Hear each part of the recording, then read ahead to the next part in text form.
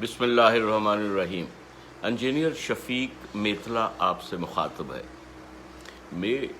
میرا دل تو نہیں چاہتا تھا کہ اس موضوع پہ بات کروں، کیونکہ میرے پاس بہت سے اہم موضوع ہیں جن پہ مجھے گفتگو کرنا چاہیے۔ وہ ہے تعلیم، بے روزگاری، اور جو غربت ہے بے تحاشا دن بدن جو بڑھ رہی ہے اس پر، اور پاکستان اور کیسے خوشحال ہو سکتا ہے۔ لیکن چونکہ میں مشرقی پاکستان کے ٹوٹنے کا چشمدید گواہ ہوں، تو اس لیے میں نے محسوس کیا کہ آج کل کے حالات سے اس کا موازنہ کروں۔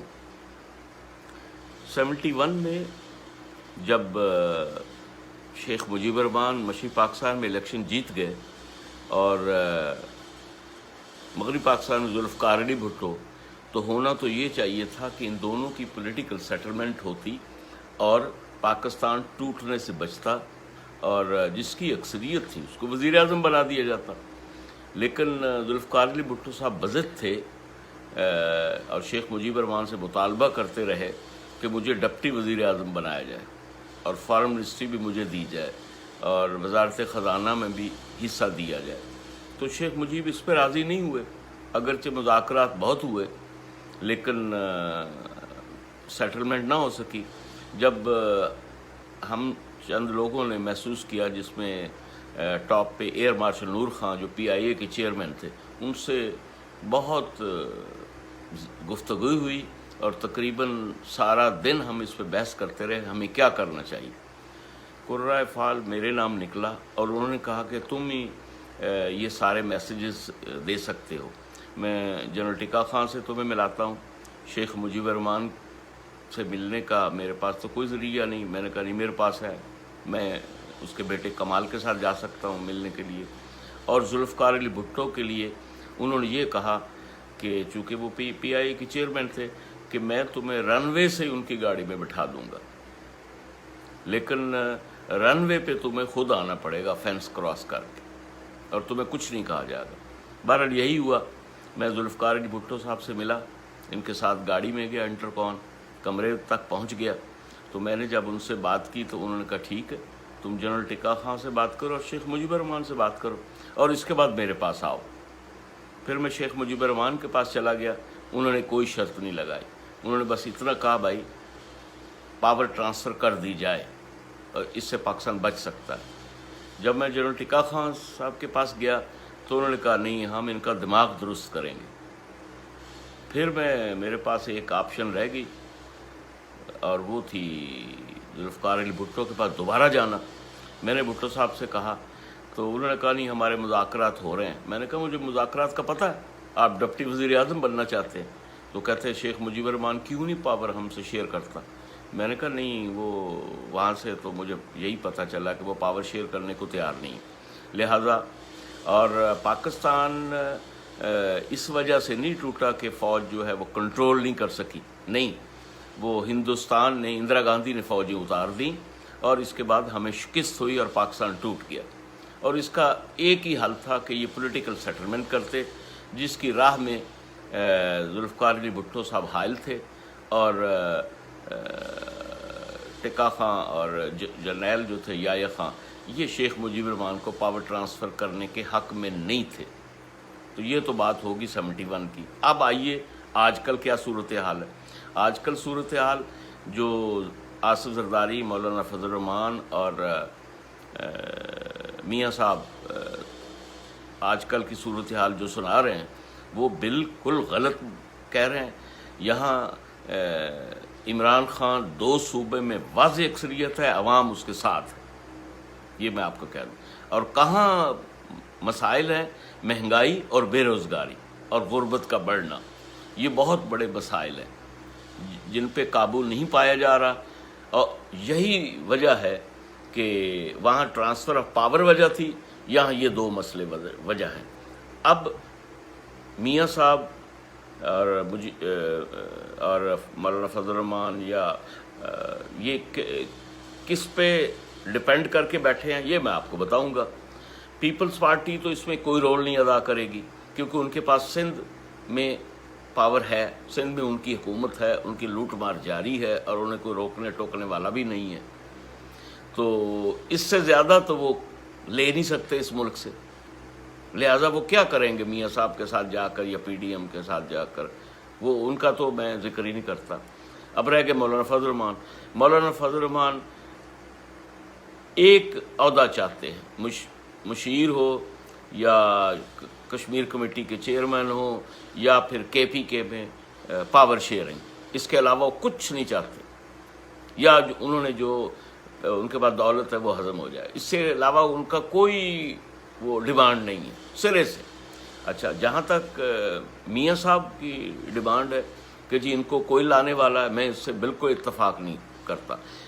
عمران خان کو عوام لانے والے ہیں، اس پہ وہ مجھ سے بحث کریں، میرے ساتھ بات کریں، میں قائل کروں گا کہ عمران خان عوام کے ذریعے آیا ہے، اس میں فوج کا کوئی کردار نہیں ہے۔ اب آئیے کہ ان کے بیانیے کو جو ہے وہ کیسے کامیاب ہو سکتے ہیں۔ اس کا ایک طریقہ یہ ہے کہ نومبر میں جو بھی حکومت بنے، جو بائیڈن کی بنے یا ٹرمپ کی، وہ ان کی مدد کریں اور پاکستان پر خود اور پینٹاگون کے تھرو فوج پر سیاسی دباؤ ڈالیں اور عسکری دباؤ ڈالیں اور وہ لوگ دوبارہ الیکشن کرا دیں پاکستان میں۔ لیکن میں آپ کو یقیناً کہتا ہوں کہ اگر مہنگائی اور غربت اور بے روزگاری پہ عمران خان نے قابو پا لیا تو یہ لوگ الیکشن ہار جائیں گے، اگر نہیں قابو پایا تو پھر مجھے جو ہے وہ شک و شبہ ہے کہ پھر مکس حکومت بن سکتی ہے، یہ نہیں پتہ کون بنائے گا۔ اچھا، دوسرا شک اگر پڑ سکتا ہے تو وہ سی پیک یا چائنا پہ۔ اگر سی پیک جو ہے وہ سلو جا رہا ہے تو اگر مجھے تو نہیں امید کہ سلو جائے گا، الحمدللہ جنرل عاصم باجوہ اور عمران خان اور چائنا اور پاکستان سبھی چاہتے ہیں کہ سی پیک جو ہے وہ تیزی سے رواں دواں ہو، لیکن مجھے اگر وہ اس میں سلو ہو اور چائنا مطمئن نہیں ہے تو چائنا عسکری اور سیاسی دباؤ ڈال سکتا ہے، وہ اس پوزیشن میں ہے، لہذا امریکہ نومبر کے بعد، چائنا کسی وقت بھی۔ اچھا، اب آگے انڈیا پہ بہت انحصار کر کے بیٹھے ہوئے ہیں میاں نواز شریف صاحب، لیکن اور وہ یہ چاہتے ہیں کہ انڈیا جو ہے وہ پاکستان میں فوجیں داخل کر دے اور مجھے اسلام آباد میں وزیر اعظم بنا دے، اور ہمارا پاکستان کا وہی حشر ہو جو کشمیریوں کا ہو رہا ہے، مقبوضہ کشمیر میں ہمارے کشمیری بھائیوں کا ہو رہا ہے۔ یہ تو ہو نہیں سکتا، وہ اس لیے کہ چائنا جو ہے وہ انڈیا کے سر پہ بیٹھا ہے۔ انڈیا خدا نہ خواستہ اگر میاں صاحب کو وزیر اعظم بنانے کے لیے اپنی فوجیں داخل کرتا ہے پاکستان میں تو یہ انڈیا کے لیے نقصان دہ ہے، کیونکہ چائنا جو ہے وہ اس وقت 71 والا کردار ادا نہیں کرے گا، بلکہ مختلف، کیونکہ سی پیک جو ہے وہ چائنا کی زیادہ ضرورت ہے اور ہماری لائف لائن ہے۔ لہذا میں آپ سے درخواست کرتا ہوں کہ آپ میاں نواز شریف کے بیانیے پہ کوئی عمل نہ کریں اور ان کو سننے سے انکار کر دیں، اس میں کوئی وزن نہیں ہے، جتنا وہ بول رہے ہیں سارے پہ۔ ہاں، یہ ہو سکتا ہے کہ نواز شریف اور آصف زرداری کے ساتھ سیٹلمنٹ کیا ہو سکتی ہے حکومت کی طرف سے، وہ سیٹلمنٹ میں اس کا واضح آپ کو بتا دوں کہ جتنی دولت ان کے پاس ہے وہ جائز ہے یا ناجائز ہے، اس پہ کوئی بحث نہیں۔ اگر آپ مجھ سے پوچھتے ہیں جس کے پاس ثبوت ہے، اور میں چشمدید گواہ ہوں، پھر بدقسمتی سے 71 کی طرح انہوں نے لوٹا ہے اس ملک کو، اور یہ دولت پاکستان کی دولت ہے، یہ بے تحاشا دولت ہے، اور مزید بھی یہ لوٹنے کے لیے تیار بیٹھے ہیں۔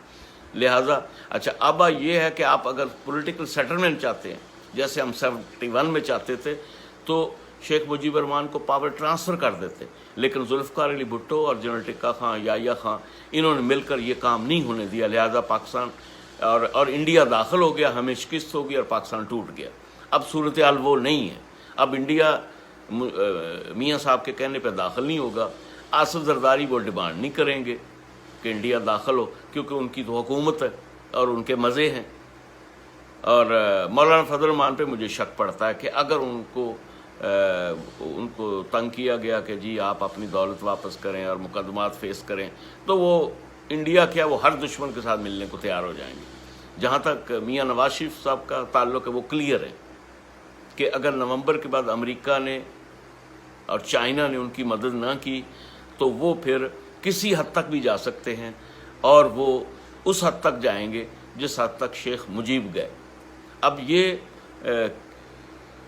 شیخ مجیب الرحمان تو عوام کے ووٹوں سے آیا، لیکن الطاف حسین اور نواز شریف جو ہیں وہ ضیاء الحق کی پیداوار ہے، لہذا آپ کسی کو ذمہ دار نہیں ٹھہرا سکتے۔ یہ عوام کی پیداوار نہیں ہے، یہ سندھ میں پیپلز پارٹی کو کمزور کرنے کے لیے الطاف حسین کو لائے ضیاء الحق، اور پنجاب میں پیپلز پارٹی کو ختم کرنے کے لیے انہوں نے نواز شریف کو آگے بڑھایا۔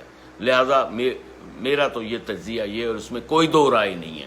اور میاں نواز شریف صاحب ہر حالت میں وزیر اعظم بننا چاہتے ہیں، چاہے وہ امریکہ ان کی مدد کرے، چائنا مدد کرے، یا خدا نخواستہ انڈیا اپنی فوجیں پاکستان میں بھیجے اور ہمیں شکست دے، جس کے کوئی چانس نہیں جب تک اللہ سبحانہ تعالیٰ کی مدد شامل ہے اور چائنا انڈیا کے سر پہ بیٹھا ہوا ہے۔ لہٰذا میری اس میں اور اگر یہ پولیٹیکل سیٹلمنٹ چاہتے ہیں میاں نواز شریف صاحب تو اپنی دولت سرنڈر کر دیں۔